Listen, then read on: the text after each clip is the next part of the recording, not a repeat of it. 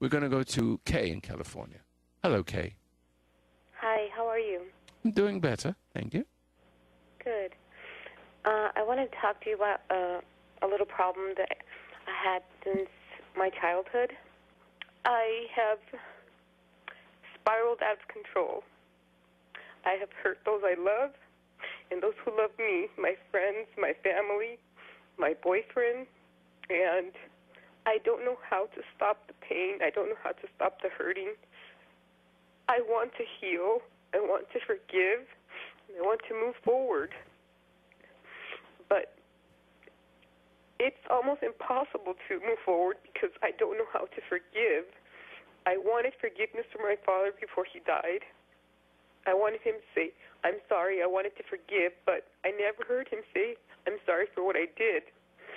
And after his death, things changed for me. I started hurting those that I love before they hurt me. I understand I left my life in my father's hands, but Yes. instead of caring for me and loving me and nurturing me, he hurt me. And I really don't know how to heal. I can help you. You want help now? Yes, I do. You've heard me before? Yes, I have. Do you have this? Do you have Be Still and Know? I'm sorry? Do you have the Be Still and Know meditation where the one No, that? I do not have it. But How long you say been? it. How long you been listening? Well, someone dear to me introduced me to you, and I've only been listening every once in a while for a few months. Yes. So not Would you- enough to learn your meditation or All to right. purchase it or Fair enough. to really actually grasp your message. There's no need. I tried There's no to learn need. from it, but No. Let me see if I can do a little experiment with you. Would you like to go through a Okay. little experiment? Because it's really the whole thing is really quite simple, and I feel that you're hungry, yearning for the truth that will set you free, and the truth I is am. the truth is very close to you, and the truth lies in your conflict, and how you deal with your conflict. The truth lies in the form or function of what we call conscience. And conscience feels like the enemy. That's what it feels like. So it's ever present. And you are infected with an identity, an entity, that makes you think that the conscience is your enemy. See? And so therefore you struggle with it. You tend to doubt yourself all the time. You want to be better, you want to believe, but there's always that side of you that approaches you and makes you doubt and puts strange Yes, thoughts in your exactly. mind. Yes. See? Yes. So now, if you close your eyes for a minute, would you? Yes. Are you sitting down? Yes. Okay. Would you put the phone in your left ear? Yes. And are you sitting on a chair or a sofa or bed? On my bed. Okay. And are you comfortable that way? Yes, I am. Good. Now, put your right arm hanging by your side. Okay. Okay? And if you want to sit in a straight back chair, it would be better, but this will do. Okay? Now, all I want you to do is follow a simple instruction without effort. Fair enough? Yes. Okay. Close your eyes and be aware of your eyelids. Very simple. Just notice that your eyelids are there. Can you do that? Yes. In other words, that you're looking at your eye, but something is looking at those eyelids, and you're in this moment, right in this moment, you have no thought in your head. What you're looking at is a display of light, little pixels of light, like a TV that's on, but there's no picture, and you have that white noise, and it's pixelated, little pixels moving across the screen of your mind. Is that correct? Yes. Good.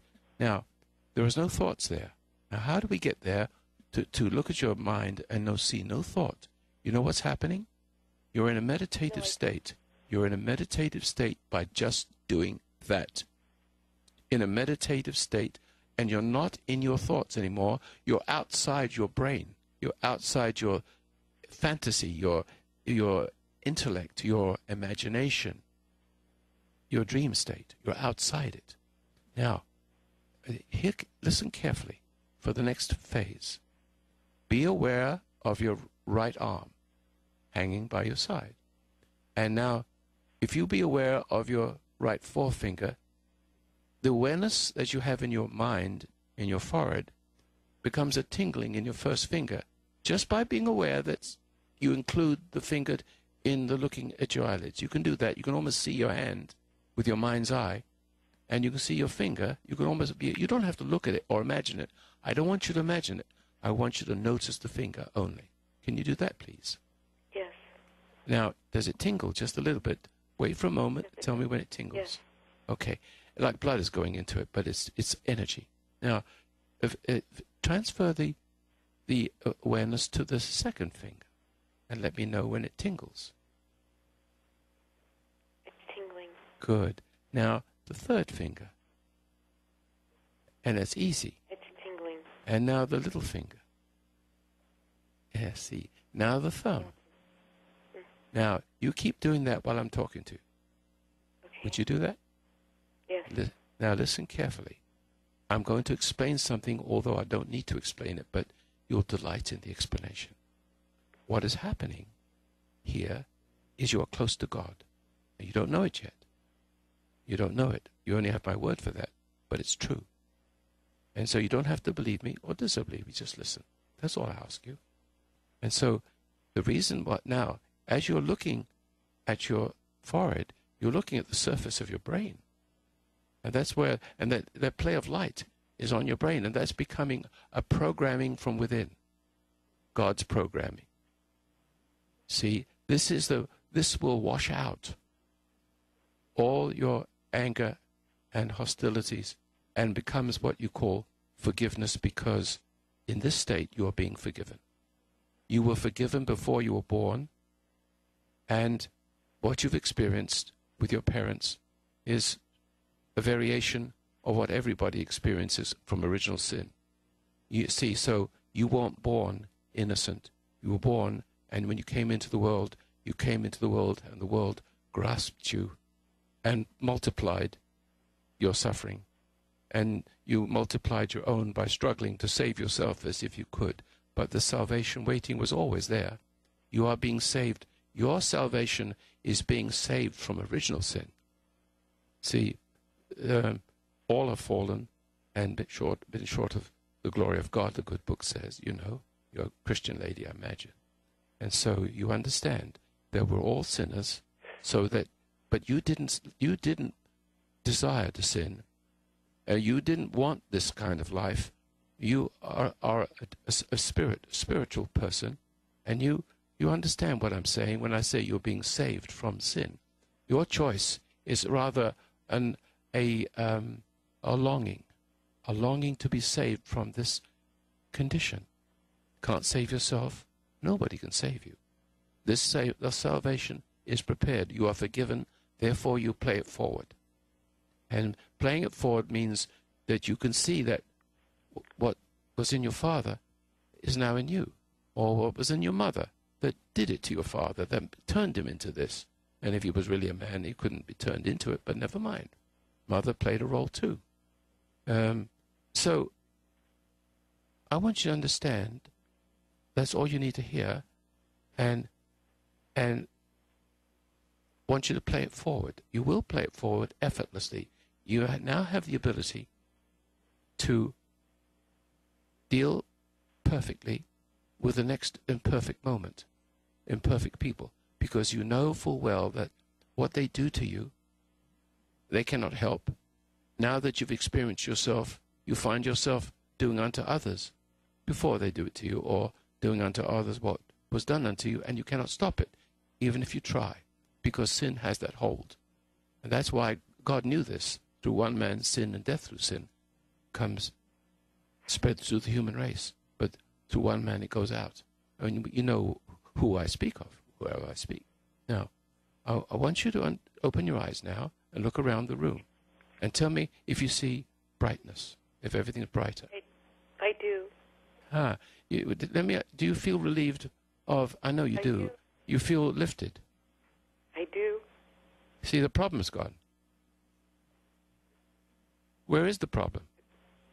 Is it gone forever? Will it return? Well, yeah, it's up to you. It's up to you now. If you will do this little exercise, I will send you a CD. No charge. Don't want any money for it. And I will send you it. I'll make sure that you get your address before you leave the program, the telephone. But I want you to now to be grateful for this, that you have a gift. Something's happening to you, and you will notice it tomorrow. And if you practice this little exercise without muttering anything, without expecting anything, so that you become programmed, because, you see, you only have two choices.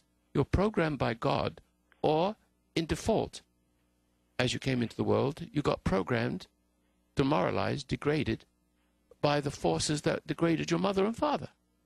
When they came into the world, they had it done to them. That's why your father was that way. He couldn't help himself. He couldn't help but do it to you. He couldn't stop himself. Do you see that? As you couldn't stop yourself, nobody can help it. That's why Jesus cried out, "Forgive them, Father, for they know not what they do," even when they were killing him.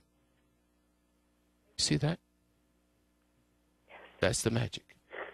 Now, you don't have to go through that kind of thing he did, but from now onwards, deal with people perfectly, and you have this grace in you. You always had it. All you need is to know that you were redeemed and to believe it. Trust that. And that something inside you will come back, and it sits on your doorstep, and it will come back to tempt you. This is what I want you to do, or not to do. Don't argue with it. Don't argue with your thoughts. Don't agree with what it wants you to believe, or disagree. Just be a watcher. And being a watcher means you don't get tempted to struggle with yourself. Just watch it. It doesn't like to be watched. And when you watch it, the light is coming through. It's not you that deals with this mess of thought if it reappears, and it may. It is the light within you that's dealing with it. So therefore, don't be tempted to struggle, because that's what pulls you in deeper and makes you give your life to it. It tricks you. Do you understand that? Yes, I do. You see, you'll be fine.